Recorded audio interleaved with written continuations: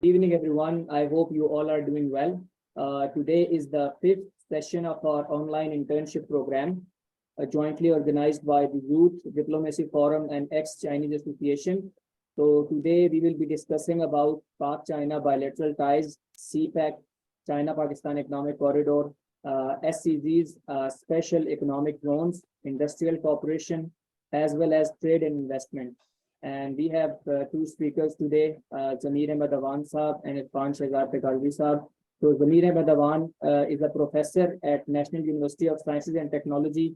He is a sinologist as well, and his research is focused on China and especially CPEC. And we have another speaker, Irfan Shehzad Tekalvi Saab, who is the head of Eurasian Century Institute and CEO of Policy Park. So we will be starting with Zamir Ahmed Awan Saab, who is a professor, and his research is also focused on China. So over to you, sir, Zamir Saab.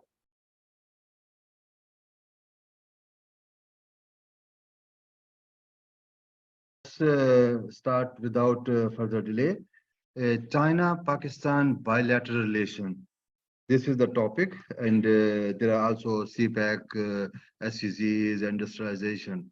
But let me focus only on the China-Pakistan bilateral relation, and I categorize in two segments. The first segment is from 1949, from the liberation of China, establishment of China on October 1st, 1949, and then it covers up to pre-CPEC, pre-BRI, till 2013. This is the one segment, and after CPEC, the next segment. Why I divide these bilateral relations in two segments? Because initially, our relation with China were focused political and diplomatic relation. That means that from 49 till 2013, our major focus was political and diplomatic relation.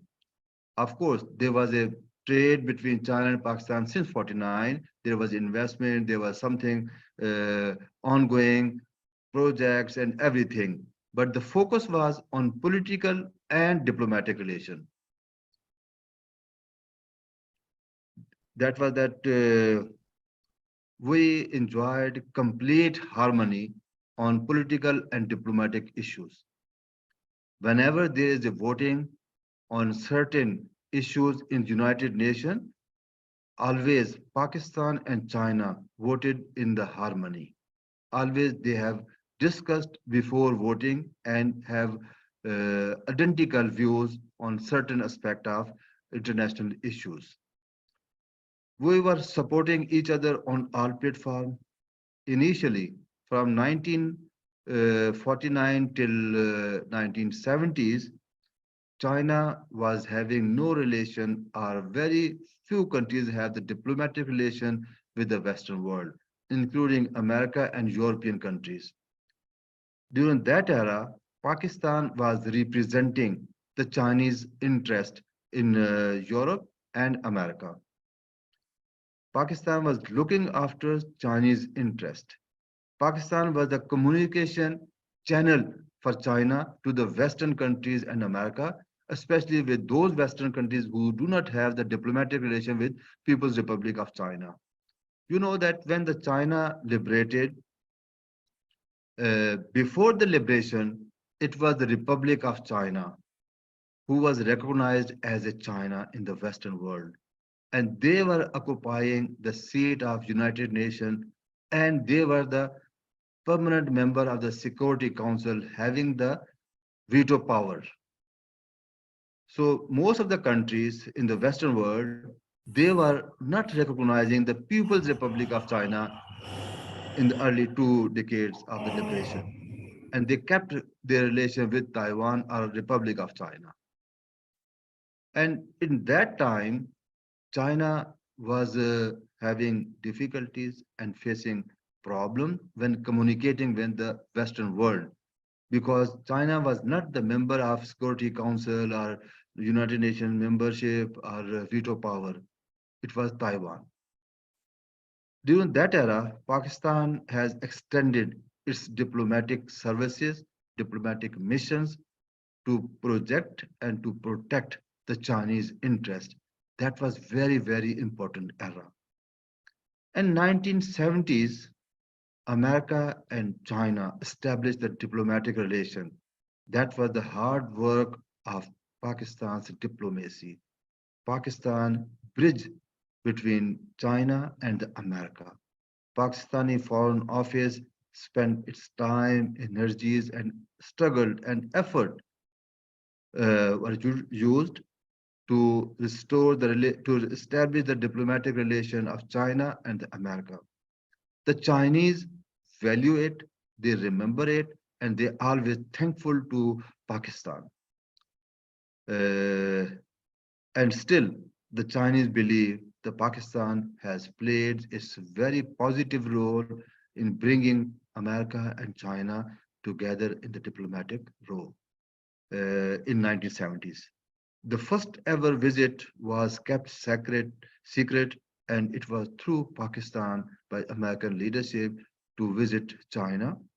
And it was really amazing job and wonderful achievement of Pakistan Foreign Office. However, from 1971 till now, China is protecting Pakistan interest in the United Nations, especially in the Security Council, because China has got the veto power. On several occasions, India, including America and some of the Western world, they have moved the resolution in United Nations against Pakistan, tried their best to declare Pakistan as a default state, as a terrorist state, as a failure state, and tried to distort the Pakistan image. Most of the time, China has come and rescued Pakistan. China has helped Pakistan.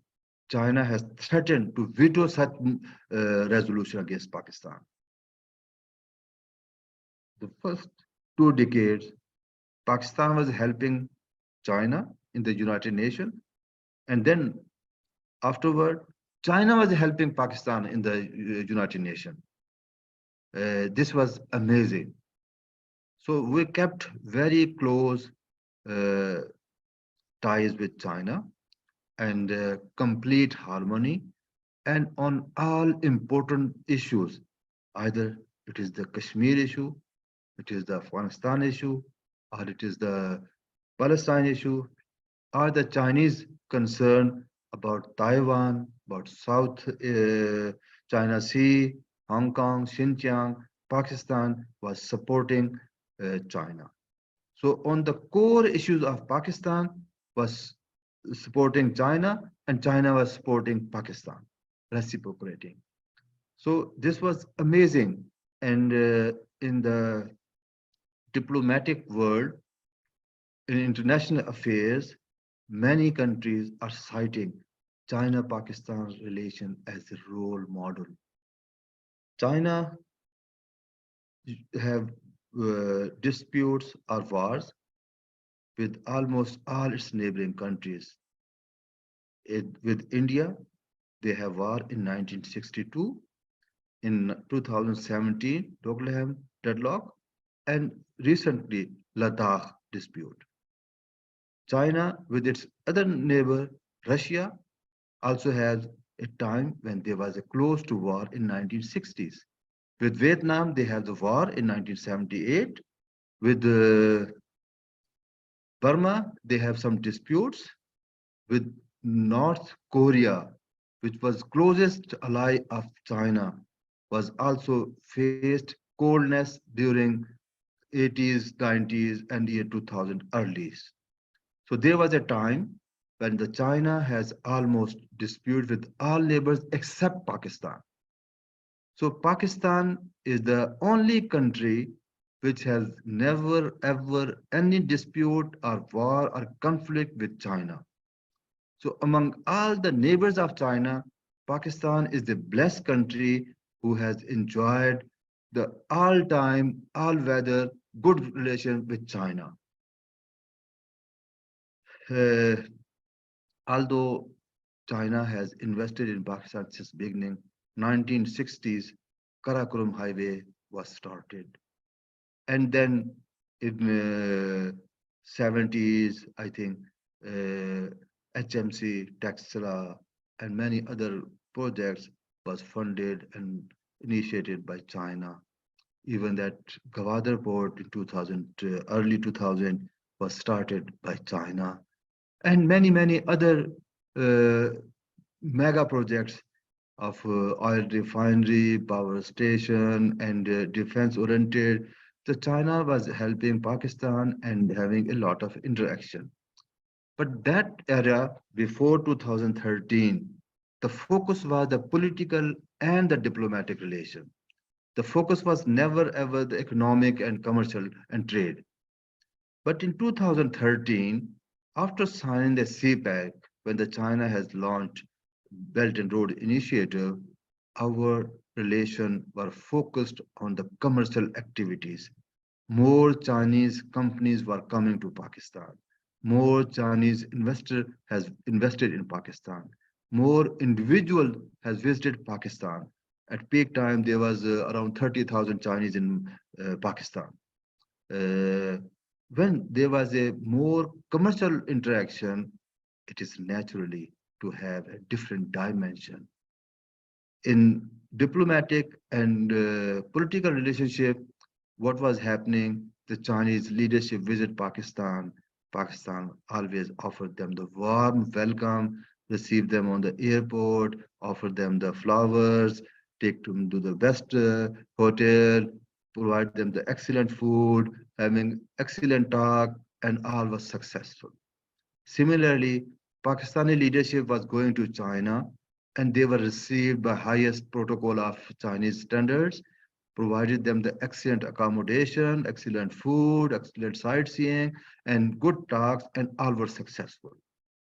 The contact between two countries was on the official level of highest official level. So it was always goody-goody relationship, always win-win situation, always excellent reports, always successful visit. But after 2013, we have the commercial contracts. Commercial contracts mean not the state official only, but the private sector was coming. Some individual was doing business in Pakistan. When there is a business, everybody wanted to get maximum benefit out of this business deal. You wanted to have more profit from me, and I wanted to have more profit from you. Then the dispute starts. When there is a lot of commercial activities, dispute was the very natural phenomenon. In many projects, in many business deals, there were disputes. The disputes was basically on more benefits. There was some complaint that when the Pakistani businessman place some order from the Chinese enterprise, they show some different quality, but when they ship is a different quality. In the same way, when the Chinese come to Pakistan, they face difficult moments. There was cheating element on both sides. There was some betraying element on both sides. There was cases when the people were making illegal money or out of the way more money. So then the dispute started. And this is natural. Whenever there is a business, natural disputes. We have not placed on time the mechanism how to handle such disputes. It was expected, it was apprehended when there was a people-to-people contact without the control of the government, the disputes are natural. Within Pakistan, when you are having some more business with another counterpart within Pakistan, with the Pakistani people, is it natural to have disputes, especially in the property. There are so many disputes in Pakistan. Similarly, when we were dealing with the Chinese, many things was misunderstanding. Some of the things are mentioned in the agreement, and sometimes we believe it is understood. there is nothing understood in the business language. Everything has to be written on the agreement. Both sides are bound to fulfill the legal requirement as per the agreement. But sometimes we are lazy, we miss something, a lack of information, lack of knowledge, and we do not write the things in a clear language. And interpretation of the business agreement is a different perspective. You think in a different way, and I think in a different way. That is very, very common. So the more comprehensive business agreement is avoiding the disputes. And there should be a proper mechanism in case of dispute, how to sort it out, how to solve it. Anyhow, the bilateral relationship before 2013 were excellent because it was the state to state relation. When public to public relation has come, especially with the interest of the profits, with the money matters, with the commercial interest, of course, there are some disputes. Most of them are successful. It's very smooth business, especially the state-owned companies in Pakistan are performing quite well. But some individuals have some problem, either from the Pakistani side or from the Chinese side. The dispute is there anyhow. Who is right and who's wrong, it is immaterial. The actual approach should be that how to overcome these disputes, how to resolve these disputes. Chinese legal system and Pakistani legal system are two different systems. Management governance system are two different systems. And custom rules and regulations are different. So confusion, misunderstanding, and having different of opinion is very, very much normal. We need to educate our people to understand the Chinese working ethics, Chinese working style, and then we negotiate with them, which should suit on both sides. It should be uh, mutual interest. It should be win-win situation for both sides.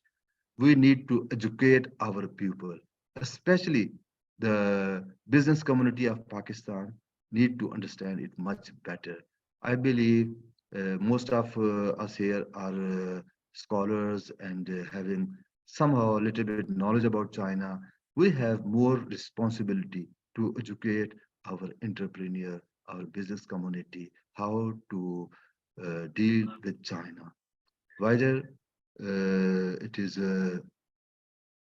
state to state or company to company or sometimes individual to individual, but we have to train everyone who has encountering China in business. So bilateral relation, I have fabricated in bifurcated into two stages. One pre-2013 focused on diplomatic and political, which are still very, very good. And the second stage was that economic, commercial. There we have faced some difference of opinion. I believe your institute can also play some important role educating the Pakistani businessmen and also the Chinese entrepreneurs. With this one, I would like to end my presentation because SEZs and CPEC is a complete chapter.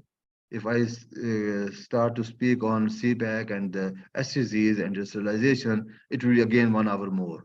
So let me end my presentation here and give the forum to other speakers. Thank you very much. Thank you so much, Zamir Ahmed Awan Saab, for your speech and for discussing about the diplomatic relations between Pakistan and China before CPEC and after CPEC. So it was a very enlightening session. So we are moving towards our next speaker,